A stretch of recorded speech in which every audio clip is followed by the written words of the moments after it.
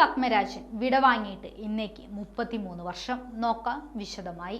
P Padmarajan വിടവാങ്ങിയിട്ട് 33 വർഷം പിന്നിടുന്നു. കാലത്തിനു മുൻപ് സഞ്ചരിച്ച ആ പ്രതിഭയുടെ സിനിമകളും രചനകളും ഇന്നത്തെ തലമുറയും നെഞ്ചേറ്റുന്നു. രാത്രിയുടെ 17ാമത്തെ കാറ്റ് വീശാൻ തുടങ്ങുമ്പോൾ നീ ഈ മണ്ണ് വിട്ടുപോകും.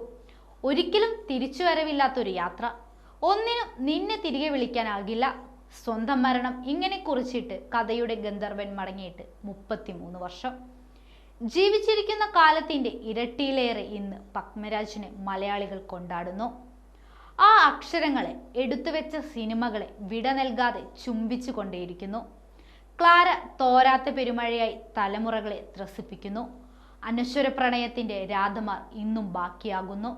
ഒപ്പം ഒരു പാതി കൊണ്ട് രാധയെ ജീവനോട് ചേർത്തിട്ടു മറുപാതി കൊണ്ട് ക്ലാരയിൽ അലിയൻ വെമ്പുന്ന ജയകൃഷ്ണന്മാരും. ഇപ്പോഴല്ല, മികച്ച കലാസൃഷ്ടികൾ ഒരു പക്ഷെ വരും തലമുറയായിരിക്കും ആഘോഷമാക്കുക എന്ന് പറഞ്ഞു വെച്ച മനുഷ്യൻ. അക്ഷരം പ്രതി അത് ശരിയായി. ആദ്യ കഥയായ ലോലയോടുള്ള പ്രണയം ഇന്നും തീർന്നിട്ടില്ല. നക്ഷത്രങ്ങളെ കാവൽ ആദ്യ നോവൽ. പ്രയാണം ആദ്യ തിരക്കഥ. തൻ്റെ സ്വന്തം തിരക്കഥയായ പെരുവഴിയമ്പലം സംവിധാനം ചെയ്തുകൊണ്ടാണ് സംവിധാന രംഗത്തേക്കുള്ള അരങ്ങേറ്റം.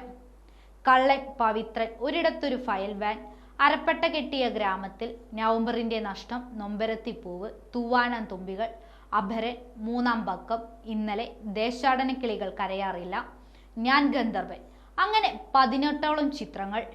വാക്കിലും സിനിമയിലും പത്മരാജനെ ചിത്രശലഭമാക്കാനും മേഘമാക്കാനും പാവയാക്കാനും പറവയാക്കാനും മാനമാക്കാനും മയിലാക്കാനും പൂവാക്കാനും പുഴയാക്കാനും നമ്മുടെയൊക്കെ ചുണ്ടിൻ്റെ മുത്തമാക്കാനും നിമിഷങ്ങൾ മതിയായിരുന്നു.